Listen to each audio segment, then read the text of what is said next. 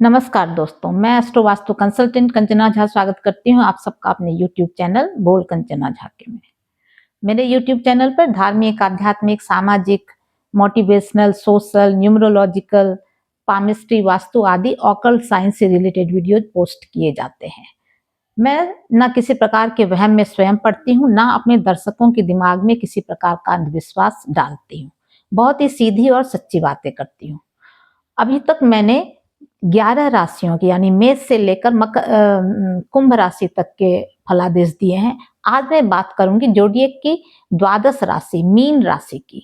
Mean राशि भचक्र की अंतिम राशि है और जैसा कि नाम से ही प्रतीत होता है, इस राशि का की आकृति जो होती है, प्रतीक चिन्ह जो होती है, वो दो मछलियों के समान होती है और इसका निवास स्थान झीलों, तालाबों और समुद्रों के पास यानी जलाशय के पास आसपास माना गया है। इस राशि के स्वामी ग्रह गुरु होते हैं। इस राशि में बुध नीच के और शुक्र उच्च के होते हैं। मंगल और गुरु तथा गुरु या और चंद्र, इन दोनों में से कोई भी एक युति अगर इस राशि के व्यक्ति के कुंडली में हो तो बहुत ही शुभ होता है। अब बात करते हैं इस राशि के जातक जातिका कैसे होते हैं। उनका एवरेज लंबाई उनकी और लोगों से कुछ कम होती है। बड़ा ही फ्लेसी यानी मांसल शरीर होता है। चेहरा और शरीर भरा भरा सा लगता है। ये काफी कल्पना लोक में रहते हैं, ज्यादातर कल्पना में खोए रहते हैं। अच्छे फिलोसफर होते हैं, तर्क शक्ति इनकी बहुत अच्छी होती है और डिबेटर भी यानी वाद विवाद करने वाले भी होते हैं। रिसर्चर होते हैं, खोजी दिमाग के होते हैं, भविष्य के सपनों में खोए रहते हैं। ये इनका एक बहुत बड़ा वो है कि ये सपने बुनते भी हैं और उसको पूरा करने का पूरा प्रयत्न भी करते हैं। द्विस्वभाव राशि होने के कारण इनमें किसी भी बात में हाँ या हाँ ना में अटके रहते हैं। लेकिन अगर लग्न पर दो स्थिर ग्रहों की दृष्टि हो तो फिर ये डिसीजन जल्दी लेने में सक्षम होते हैं। इनका स्वभाव धार्मिक होता है, रिलीजियस होते हैं, परोपकारी होते हैं, दयालु भी होते हैं, धीर, गंभीर और व्यवहार कुशल होते हैं। कहाँ कैसा व्यवहार करना चाहिए, किसके साथ कैसा करना चाहिए, ये इन्हें बहुत अच्छी तरह से आता है। दूर तक सोचने की शक्ति रखते हैं और प्लानिंग करके चलते हैं। अपने मान सम्मान प्रतिष्ठा का बहुत अच्छी तरह से ध्यान रखते हैं। ये समाज सेवा इनमें बहुत की भावना से बहुत अधिक होती है और आवश्यकता पड़ने पर ही बोलते हैं, कम बोलने वाले होते हैं। इन्हें उम्र दराज होने पर इन्हें हार्ट से रिलेटेड प्रॉब्लम, पित्त से रिलेटेड प्रॉब्लम और स्वेलिंग, यदा कदा कहीं से कहीं स्वेलिंग हो जाना, सूजन हो जाना की समस्या इनको रहती है। येलो सफायर यानी कि पुखराज इस राशि के लिए बहुत ही शुभ रत्न है, अवश्य धारण करना चाहिए। अब बात करते हैं 2025 में कैसा रहेगा मीन राशि वालों के लिए, ये वर्ष कैसा रहने वाला है। सबसे पहले मकर राशि में रहेंगे सूर्य वर्ष के प्रारंभ में यानी आपके लाभ भाव में।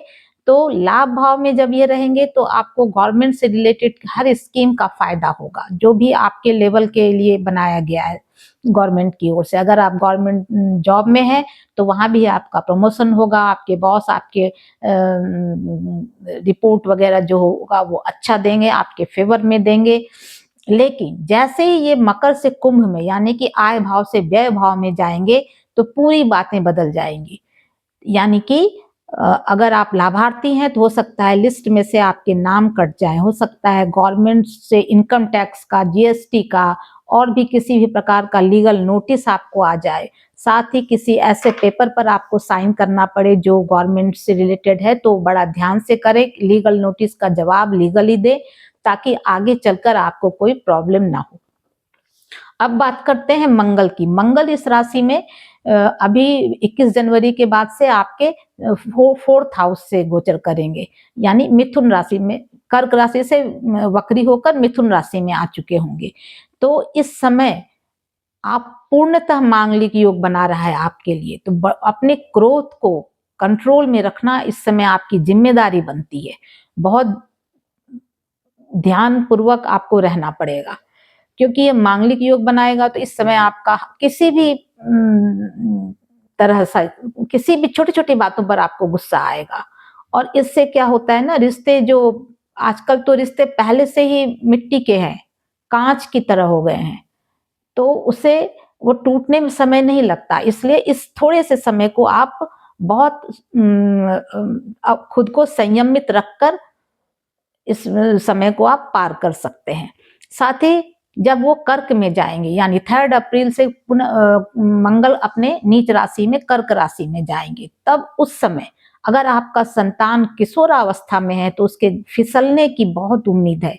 उसका ध्यान रखें, हमेशा बातें करें बच्चों से, ताकि उसे गलत संगति में ना जाए। गलत संगति में जाएंगे, नीच के साथ पड़ेंगे, क्योंकि नीच राशि में जाएंगे मंगल, तो फिर उनका आगे चल के भविष्य खराब हो सकता है। साथ ही अगर कोई लेडी प्रेग्नेंट है या कंसीव कर चुकी है, तो उनका ये मिसकैरेज होने के भी बहुत चांसेस हैं, क्योंकि मंगल ब्लड का से रिलेटेड कोई भी प्रॉब्लम देता है।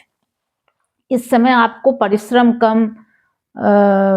परिश्रम अधिक, आय कम और व्यय अधिक, ऐसा लगेगा। बहुत सारी परेशानियों का सामना करेंगे आप। प्रेम संबंध में अगर आप हैं तो बहुत चांसेस हैं, 99%। अगर आप प्रेम संबंध में हैं, अगर आप लिविंग रिलेशनशिप में हैं, तो उसके टूटने के, ब्रेकअप होने के चांसेस हैं 99%। अब बात करते हैं गुरु की। गुरु आपके 3rd हाउस में रहेंगे, यानी वृषभ राशि में 14 मई तक। तो इस समय जीवन में बड़ी शांति होगी, समस्या का हर आसानी से, स्मूथली, इजीली निराकरण हो जाएगा। और 7th हाउस पर दृष्टि रहेगी इनकी, 5th दृष्टि, तो आपके विवाह, जो अविवाहित है उनके लिए विवाह के योग भी बन रहे हैं। पूर्ण दृष्टि भाग्य पर पड़ रही है, तो भाग्योदय भी बहुत होगा। जो भी आप करेंगे वो भाग्य उसमें आपका साथ देगा। और जब गुरु 4th हाउस में, यानी कि मिथुन राशि में चले जाएंगे, तो पूर्ण दृष्टि रहेगी 10th हाउस पर। तो इस समय आपके लिए जॉब के नए नए आयाम खुलेंगे, नई नई अपॉर्चुनिटीज आएगी। तो ये समय है उसे आगे बढ़कर उसे हासिल करने का। अब शनि अभी आपके 12th हाउस यानी कुंभ राशि में था, तो व्यय भाव में था। तो आपको पिछले 2 साल से काफी परेशानियां आ रही होंगी, बहुत सारी समस्याएं आई होंगी इस समय आपके। लेकिन परिवार से अलग रहना पड़ा होगा, या परिवार टूट भी गया होगा कितनों का। विदेश यात्रा हो सकता है, विदेश यात्रा मिली हो गई हो आपकी, यानी घर से दूर रहने के कोई ना कोई कारण जरूर होंगे। लेकिन अब शनि जो है आपके लगन पर से गोचर करेंगे, यानी मीन राशि से। तो क्या होगा, कोई भी काम करने में अड़चने तो बहुत आएंगी, लेकिन वो काम लास्टली आपका कामयाब हो जाएगा। हर काम में जो भी डिस्टरबेंस आएगा वो लास्ट में समाप्त हो जाएगा और वो काम पूरा हो जाएगा। सेल्फ कॉन्फिडेंस बढ़ेगी, क्योंकि शनि का साथ मिल रहा है उस समय आपको। सामने वाले पर आपकी पर्सनालिटी का अच्छा प्रभाव पड़ेगा। अगर आप बिजनेस करते हैं तो बिजनेस का ग्राफ इस समय बहुत ऊंचा जाएगा, क्योंकि 7th हाउस पर दृष्टि है। तो गुरु और शनि दोनों ही आपके 7th हाउस को और 10th हाउस को भी एक्टिवेट करेंगे। तो इस समय आपके दोनों हाथ में लड्डू है। ये साल आपके लिए बहुत ही अच्छा रहने वाला है। अविवाहितों का विवाह होने वाला है, जॉबलेस के लिए जॉब लगने वाली है। संतान पक्ष का थोड़ा बस ध्यान रखना आवश्यक है।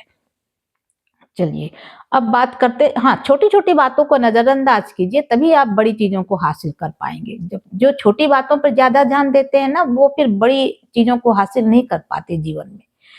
इस राशि में जन्म लेने वाले कुछ विश्वविख्यात नाम है। पहला नाम है रविंद्रनाथ टैगोर, गुरुदेव रविंद्रनाथ टैगोर का, जिन्होंने भारत को पहला नोबेल प्राइज दिलवाया। और उन्होंने भारत को शांति निकेतन जैसा एक बहुत ही अच्छा शिक्षण संस्थान भी दिया है। दूसरा नाम आता है भारत के भूतपूर्व मंत्री श्री जगजीवन राम का। और तीसरा नाम जो मुझे मालूम है वो है मफत लाल के ऑनर अरविंद मफत लाल का। तो किसी एक राशि में जन्म लेने से नहीं होता, किसी भी राशि के व्यक्ति कोई भी अपने जीवन में हर चीज को हासिल कर सकता है अगर ग्रह नक्षत्र और दशा साथ दे तो। अब बात करते हैं कि कभी-कभी जीवन हमें दोराहे पर लाकर खड़ी कर देती है। बिल्कुल क्या करें क्या ना करें, हम बहुत बड़ी मुसीबत में फंस जाते हैं। जैसे एक छोटी सी कहानी बताती हूँ। एक किसान था, उसकी 2 बेटियां थी, दोनों का ब्याह कर दिया था उसने। कई सालों बाद उसे लगा कि दोनों से मैं मिलकर आता हूँ, बहुत दिन हो गए। तो पहले वो अपनी बड़ी बेटी के पास गए। बड़ी बेटी ने पिता को देखा तो बहुत खुश हुई, उनका आदर सत्कार किया। उसके बाद बोला कि पिताजी आप ईश्वर से प्रार्थना करना कि इस वर्ष खूब वर्षा हो, ताकि फसल अच्छी हो, उपज अच्छी हो, और जिससे कि हम अपना जो भी हमारा कर्ज है उसे हम चुका सके और हमारा जीवन खुशहाली से भर जाए। उसने कहा, पिता ने कहा, हाँ बेटी, बिल्कुल मैं ऐसे ही प्रार्थना करूंगा ईश्वर से। उसके बाद वो अपनी छोटी बेटी से मिलने गए। छोटी बेटी एक कुम्हार के घर में ब्याही गई थी, यानी पॉटर, जो मिट्टी के बर्तन बनाते हैं, उनके घर। तो बेटी ने पिता को देखा तो बहुत खुशी हुई, बहुत सेवा सत्कार किया, खाना पीना खिलाया पिता को। उसके बाद आव भगत किया। फिर उसने कहा कि पिताजी आप ईश्वर से प्रार्थना करना कि इस वर्ष बारिश ना हो भी तो बहुत कम, बहुत हल्की हो, क्योंकि हमने बहुत अनगिनत बर्तन बनाए हैं इस वर्ष मिट्टी के। अगर वो बर्तन हम सारे सूख गए और हमने आगे उसे बेचा तो बहुत आमदनी होगी और हमारा परिवार खुशहाल हो जाएगा। पिता ने कहा कि हाँ बेटी, बिल्कुल मैं ऐसे ही प्रार्थना करूंगा। फिर वो अपने घर आया, रास्ते भर सोचते हुए आया क्या करूं। सोच सकते हो एक पिता की क्या स्थिति हुई होगी उस समय कि मैं किसके लिए प्रार्थना करूं। बहुत सोच समझकर उसने अपनी बड़ी बेटी को संदेशा भिजवाया कि बेटी, अगर इस वर्ष बारिश अधिक हो ना, तो जो तुम्हारी कमाई होगी, उपज अच्छी होगी, आमदनी अच्छी होगी, तो अपनी आमदनी का एक हिस्सा अपनी छोटी बहन को दे देना। और छोटी बेटी को संदेशा भिजवाया कि बेटी, अगर इस वर्ष बारिश कम हो ना, तुम्हारी आमदनी अच्छी हो जाए बर्तन बेचकर, तो तुम अपनी कमाई का एक हिस्सा अपनी बड़ी बहन को दे देना। तो कभी कभी जिंदगी में ऐसे बहुत सारे अवसर आते हैं जब हम खुद को बहुत अशक्त महसूस करते हैं कि हम क्या डिसाइड करें। दोराहे पर जीवन लाकर खड़ी कर देती है। तब बहुत शांति से, बहुत शांत मन से आपको डिसीजन लेना चाहिए। अगर आप मेरे वीडियो पर नए आए हैं तो प्लीज वीडियो को लाइक करें, चैनल को सब्सक्राइब करें, शेयर करें अपने दोस्तों, अपने सगे संबंधियों के साथ, बेल आइकन को प्रेस करें। Thank you.